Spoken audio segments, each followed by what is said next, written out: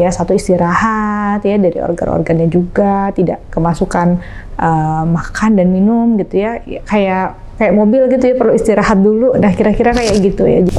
Sebenarnya agak bingung juga ya jawabnya, kalau dibilang nggak sehat, nanti orang-orang tua kita bilang, dari dulu juga kita kayak gitu kan, beda ya. Kita sama-sama menyambut bulan suci Ramadan ini dengan gembira, tidak memandang struktur masyarakatnya dari mana. Nah, yang tadi yang masih lemah ya kita angkat dengan cara memberikan santunan dan lain sebagainya tadi. Jadi kita biar sama-sama gembira menyambut bulan suci Ramadan ini.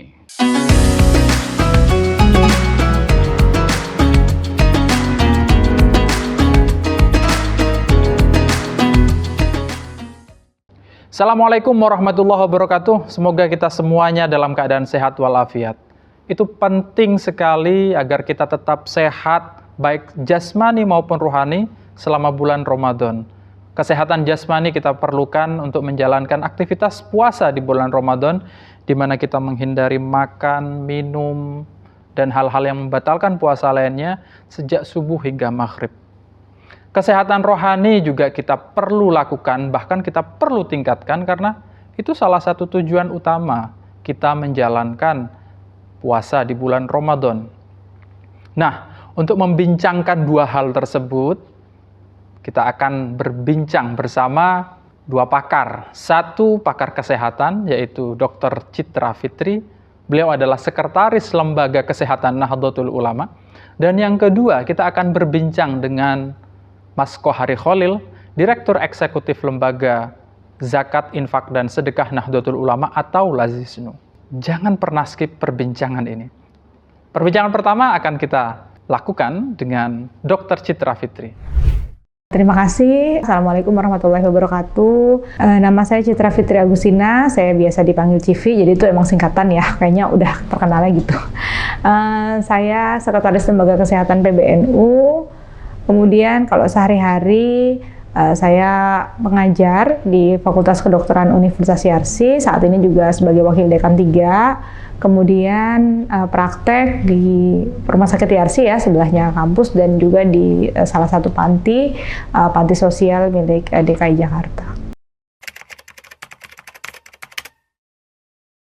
Iya, jadi memang kalau misalnya orang bilang puasa itu menyehatkan gitu, itu memang benar ya. Jadi karena adanya, jadi ada organ-organ tubuh kita tuh yang beristirahat gitu, khususnya organ pencernaan ya. Jadi nggak terus-terusan ya bekerja, apalagi yang mungkin buat beberapa orang yang nggak bisa berhenti mengunyah gitu. Maksudnya dia makan nggak ada jeda jamnya, dia bisa berapa jam langsung makan lagi. Jadi kan kasihan juga organ-organ pencernaannya. Jadi salah satu cara untuk kalau kita bilang kayak detoksifikasi gitu ya, kayak meremajakan kembali organ pencernaan kita juga salah satunya adalah berpuasa ya, satu istirahat ya dari organ-organnya juga, tidak kemasukan makan dan minum gitu ya, kayak mobil gitu ya, perlu istirahat dulu. Nah kira-kira kayak gitu ya. Jadi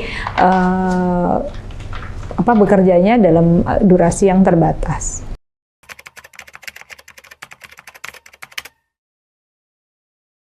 Ya mungkin untuk beberapa kondisi ya, misalnya yang sakit ya, juga kan tidak dianjurkan juga ya untuk berpuasa karena ada kondisi-kondisi tertentu, termasuk juga hamil dan menyusui.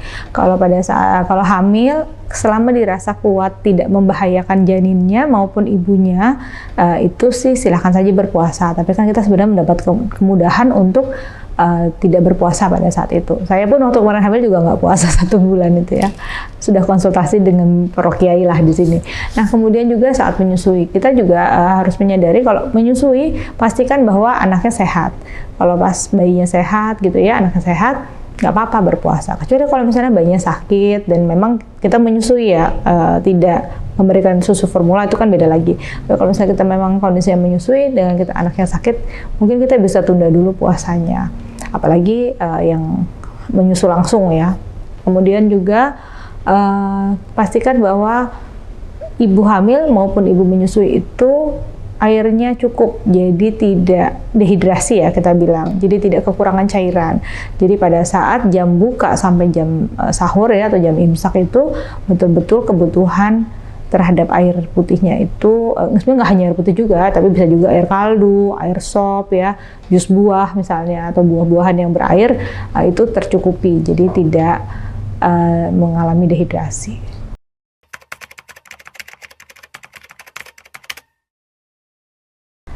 Tadi yang pertama kayak tadi ya, sebenarnya pastikan terhidrasi, artinya minum air putih atau minum cairannya itu cukup. Terus jangan lupa untuk konsultasi juga ke dokter, apalagi tadi yang asam lambungnya sudah menahun kan biasa tadi ya, perutnya nggak boleh kosong gitu kan ya, nanti tiap 2 jam harus ada aja yang dikonsumsi. Nah mungkin ini tadi bagaimana mengatur makanan pada saat jam berbuka nih ya, jam berbuka sampai jam makan lah, jam berbuka sampai jam imsak gitu, atau misalnya jam sahur, tidak mengkonsumsi makanan yang menimbulkan asam lambungnya meningkat, kan pasti udah terbiasa ya, tidak mengkonsumsi kopi, teh yang mungkin juga memicu ya asam lambungnya. Kemudian tidak mengkonsumsi soda tentunya, sambal yang pedas-pedas, yang kalau itu tuh, kalau kayak merica gitu yang nyelekit-nyelekit gitu ya, misalnya bisa kita hindari dulu gitu. Dan juga pada saat berbuka, pelan-pelan gitu makannya ya, jadi tidak langsung makan yang berat ya, mungkin mencernanya yang ringan-ringan dulu, seperti makan buah-buahan dulu gitu ya, yang kan biasanya es teler, terus nanti teh manis ya, bareng-bareng ini harus donat gitu, itu kan langsung satu kaget juga ya, gulanya langsung melonjak misalnya. Terus takutnya nanti pada saat itu gimana ya, kurang baik juga gitu loh buat tubuhnya. Jadi kalau untuk yang mengalami asam lambung juga jangan lupa untuk konsumsi obat-obatan yang biasa diminum, terutama pada saat sudah merasakan gejala-gejala kayak mau kambuh lagi gitu ya, misalnya buat bapak ibu yang misalnya sering mengalami asam lambung yang meningkat gitu.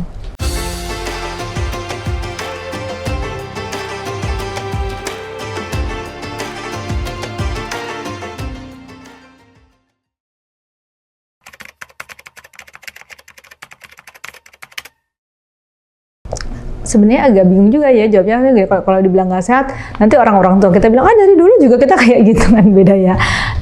Tapi memang yang lebih baik adalah tadi ya pelan-pelan. Jadi kalau baru itu kan kayak kita habis lari gitu ya, terus tiba-tiba kita langsung disuruh makan banyak gitu, atau langsung makan banyak, itu kan kaget juga ya. Jadi ini juga gitu, kira-kira kita habis puasa, kita nggak makan, nah pada saat berbuka juga ya pelan-pelan. Jadi tadi misalnya buah dulu, makanya kan dianjurkan misalnya kurma ya, kurma sama air gitu ya, kemudian pelan-pelan gitu, nanti mungkin baru jam berapa baru makan yang lebih berat. Jadi, kalau nggak kasihan juga kan tubuhnya gitu.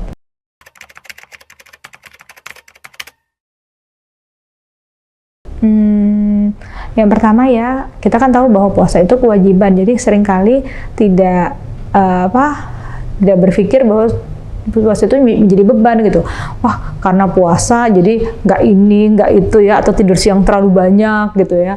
Atau misalnya kalau puasa nanti aktivitas-aktivitasnya tidak dilakukan, bukan berkurang loh, tapi malah tidak dilakukan.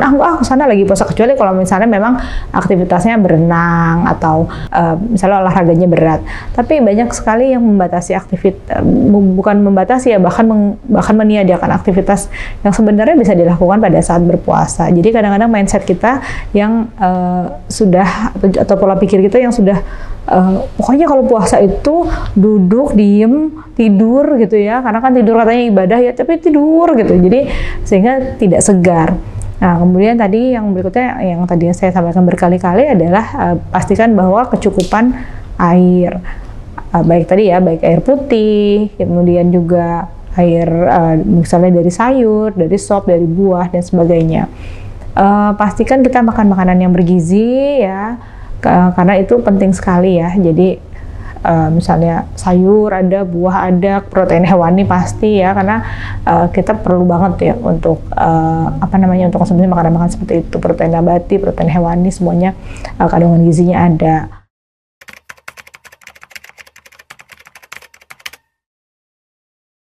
Bagus sekali ya untuk tetap melakukan olahraga, tapi kita juga harus mengukur diri kita sendiri. Apakah kita yang misalnya cepat berkeringat gitu ya, atau kita juga hati-hati misalnya melakukan olahraga di saat jam puasa ya. Di saat jam puasa oke nggak gitu ya kita pada saat itu kan kita nggak bisa minum kecuali olahraganya udah jelang beduk nih ya, itu kan beda kasus ya.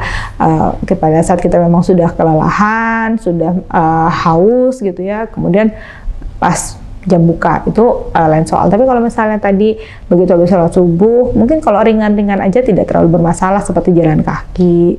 Tapi kalau misalnya yang yang agak berat gitu seperti lari, itu juga kita harus tadi kita ukur dulu. Ada yang oke-oke aja sih, ada yang tetap bisa melakukan, ada. Tapi sekali lagi karena ukuran diri kita itu kan nggak sama yang lain gitu.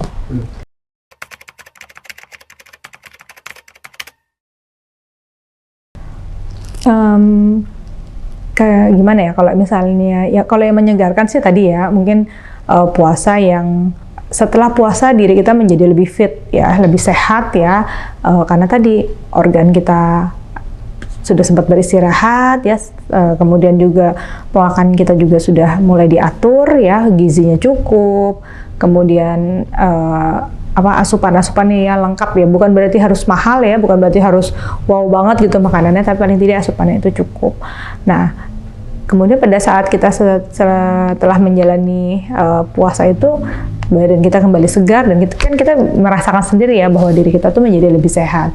Nah, itu puasa yang menyegarkan. Nah, tapi bagaimana kalau yang melelahkan ya, kadang-kadang kita juga mungkin terlalu memaksakan diri ya gitu, memaksakan bahwa ini tuh kita tuh nggak boleh tidur ya, kita harus produktif, kita harus sampai begadang ya, terus sampai akhirnya jam tidurnya tuh sangat sedikit. Memang kebanyakan jam tidurnya pasti berkurang ya pada saat puasa.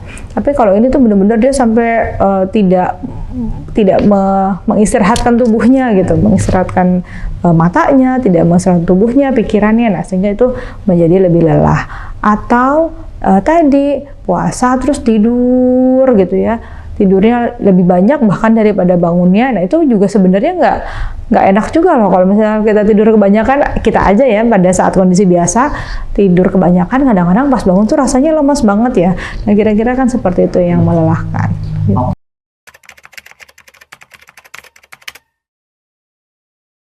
Iya, apalagi kan kita biasanya udah dididik dari kecil ya untuk berpuasa, sudah dilatih, nggak apa-apa kan, itu namanya latihan ya. Dan pada saat melatih anak juga terkadang tidak langsung full, misalnya karena di Indonesia kita biasa puasa 13 jam ya, kadang tidak langsung full 13 jam, bisa dari mulai 4 jam dulu, 6 jam, 12 tengah hari gitu kan ya, terus baru habis itu full gitu. Nggak ada masalah sih selama tadi pada saat jam makannya itu asupannya betul-betul terpenuhi.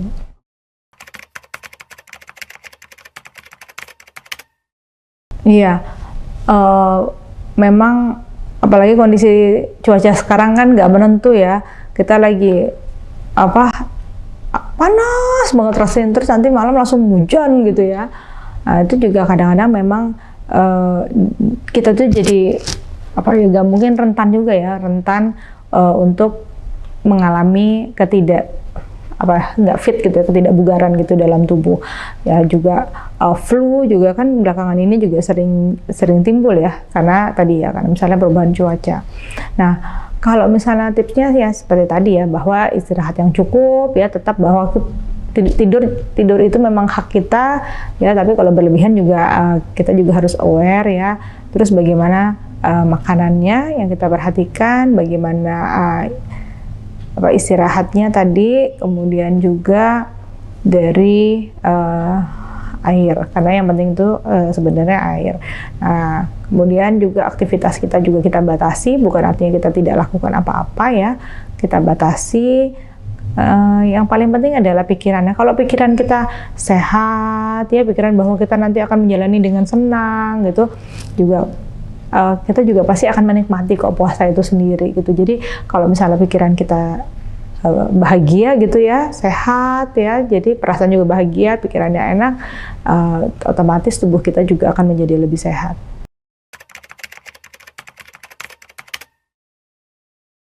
Sebenarnya sih ini macam-macam ya, tapi paling tidak yang dianjurkan tadi kan seperti kurma gitu ya, kemudian air. Nah, atau Kita bisa juga dari buah-buahan, tapi ngunyahnya juga pelan-pelan. Kadang-kadang kita hop-hop gitu ya. Mengunyah terlalu cepat juga kadang-kadang memicu asam lambung juga meningkat. Jadi mengunyahnya juga pelan-pelan ya, karena tadi kan gula darahnya baru naik. Ya, misalnya kan ini buah-buahnya terserah ya, senangnya apa atau ada di daerahnya apa. Misalnya di tempat Bapak Ibu ada rambutan, ya nggak apa-apa gitu ya, makan rambutan, apel ya, mangga gitu. Terus kalau misalnya nanti udah berikutnya, misalnya habis sholat ya kita mulai bisa sholat maghrib gitu ya, mulai bisa lah makan yang lebih berat gitu. Jadi semuanya tuh pelan-pelan.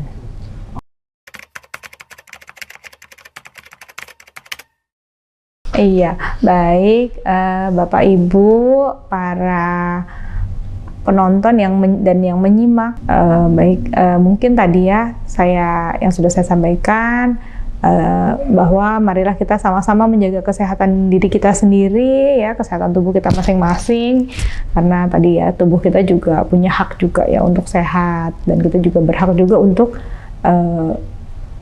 tenang gitu ya, untuk menjalani ibadah dengan baik. Jadi jangan lupa untuk terus memperhatikan asupan kita, memperhatikan juga jam-jamnya ya, kapan harus kita makan, kemudian juga cairan kita yang kita akan konsumsi.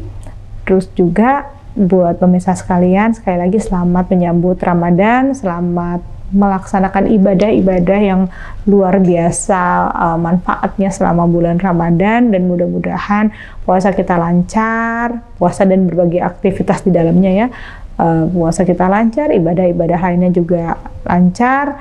Dan sekali lagi terima kasih untuk Suara NU yang sudah bergabung bersama kita hari ini.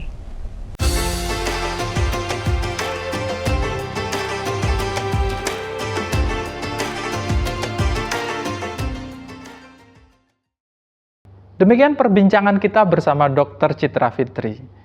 Dari beliau kita dapat mengetahui beberapa tips bagaimana cara kita menjalankan ibadah puasa dengan baik, dengan tetap menahan diri kita dari makan, minum, dan ghibah tentunya.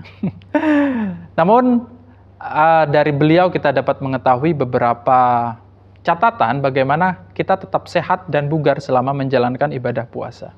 Nah, selanjutnya kita akan berbincang bersama Pak Qohari Kholil, Direktur Eksekutif Lazisnu, tentang apa saja sih programnya Lazis selama bulan puasa, sehingga kita yang berpuasa tidak hanya meningkatkan spiritualitas pribadi kita di hadapan Allah Subhanahu wa Ta'ala, namun juga kita dapat berbagi kepada masyarakat yang lebih luas, karena kehadiran Lazisnu dapat membantu kita untuk menyalurkan sebagian dari harta kekayaan kita, baik melalui zakat, infak, dan sedekah, kepada para mustahik. Simak obrolan dengan Mas Qohari Kholil. Baik, Assalamualaikum warahmatullahi wabarakatuh. Nama saya Qohari Kholil, selaku Direktur Eksekutif Nyuker Lazisnu PBNU. Sehari-hari saya berkantor di Nyuker Lazisnu, ya sebagai amanah dari pengurus untuk selalu mengawal manajemen Nyuker Lazisnu.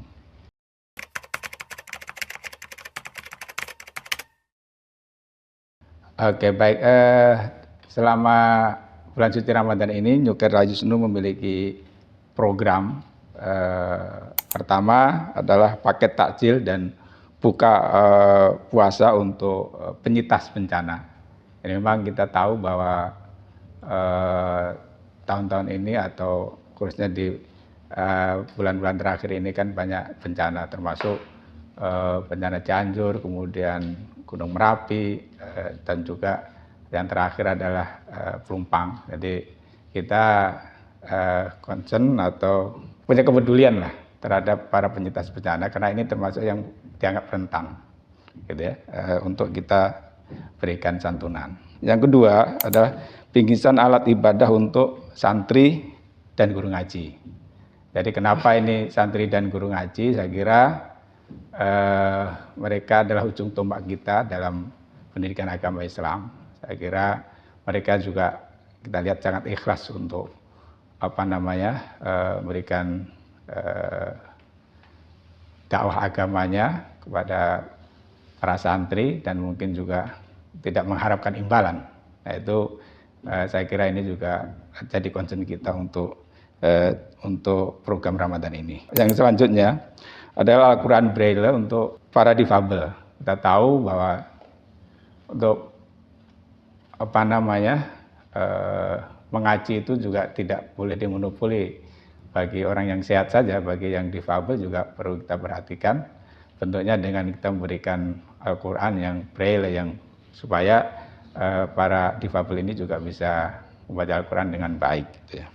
Kemudian yang terakhir sembako untuk lansia dan duafa. Saya kira ini kelompok rentan semua. Yang tadi saya sebutkan ada 4 hal itu adalah kelompok rentan. Saya kira untuk pencinta di bencana, kemudian difabel, kemudian juga guru ngaji dan terakhir ini adalah kelompok rentan. Saya kira ini kalau dari segi kedaruratan itu wajib kita perhatikan. Itu yang kenapa kita pilih 4 program ini. Dan yang terakhir sebenarnya ada tambahan yaitu kita mengirim dai ke luar negeri. Di program dai ke luar negeri khususnya di Korea Selatan dan Hong Kong. Nah itu tambahan program lah ya. Tapi yang utama adalah kita memberikan program yang 4 tadi.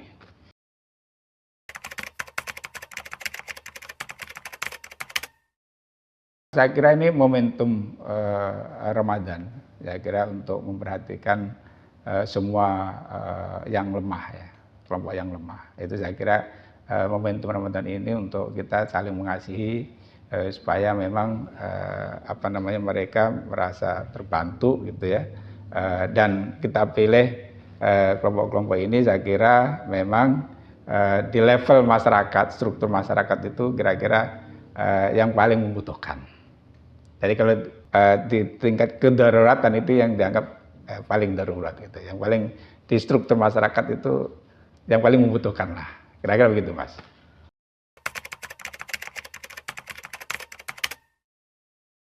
Ya kita targetkan untuk tahun ini, Ramadan tahun ini, itu kita targetkan 5 juta.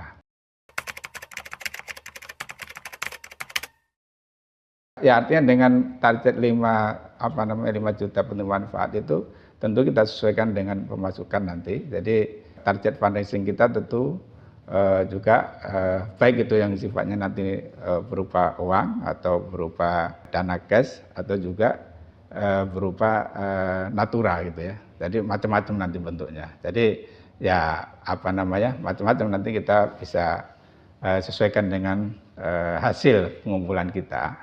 Ya gitu kan. Nanti kan itu nanti bentuk bantuannya kan kita sesuaikan. Tapi kita perluas jumlah penerima manfaatnya. Gitu ya. Jadi dengan demikian itu agak lebih merata karena konsep kita ada inklusi, keterbukaan.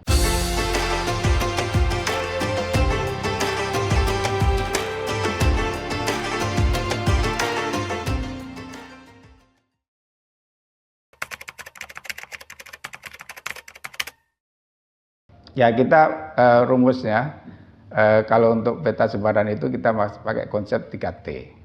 Ya, 3T itu terluar, tertinggal, ya kan, kemudian terdalam.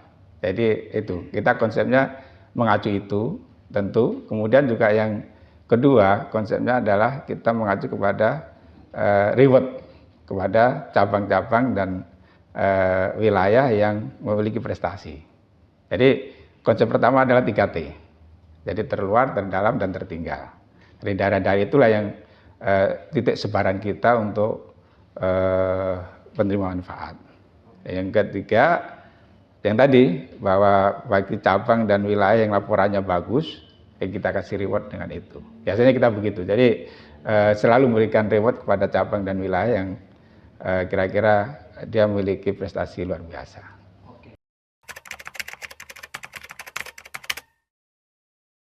Ya kita ingin semua menyambut Ramadan ini dengan gembira, dengan riang gembira. Nah tentu kondisi ekonomi, kondisi masyarakat kan nggak sama. Nah yang nggak sama ini tentu kita naikkan grade-nya dengan memberikan santunan-santunan, ya, dengan memberikan stimulan, dengan memberikan segala macam itu supaya sama-sama gembira dengan yang lainnya tentu dengan masyarakat yang sudah beruntung kan gitu kan. Nah yang belum beruntung ya harus kita gembirakan juga. Jadi kita sama-sama menyambut bulan suci Ramadan ini dengan gembira, tidak memandang struktur masyarakatnya dari mana. Nah yang tadi yang masih lemah ya kita angkat dengan cara memberikan santunan dan lain sebagainya tadi. Jadi kita biar sama-sama gembira menyambut bulan suci Ramadan ini.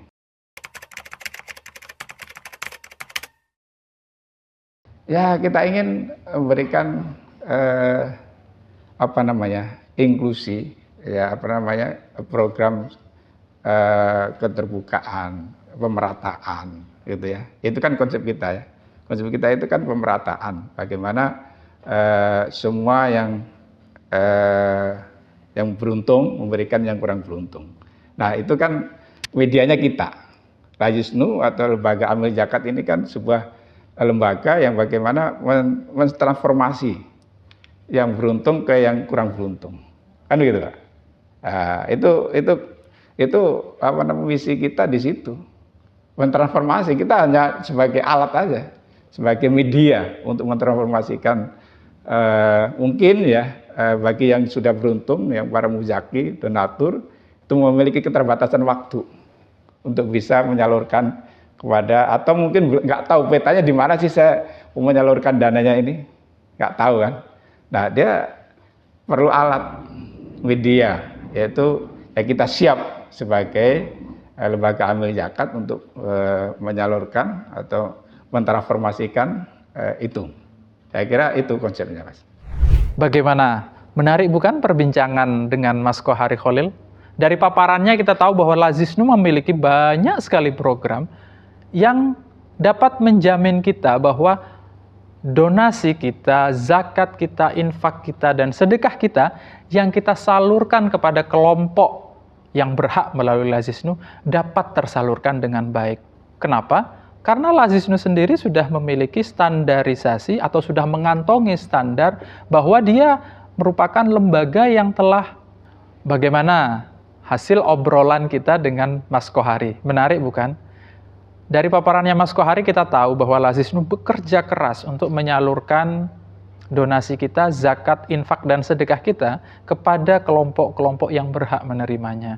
Lajisnu sendiri sudah mengantongi opini WTP, wajar tanpa pengecualian, yang berarti bahwa Lajisnu sudah melalui tahapan verifikasi sebagai lembaga yang dapat dipercaya oleh publik.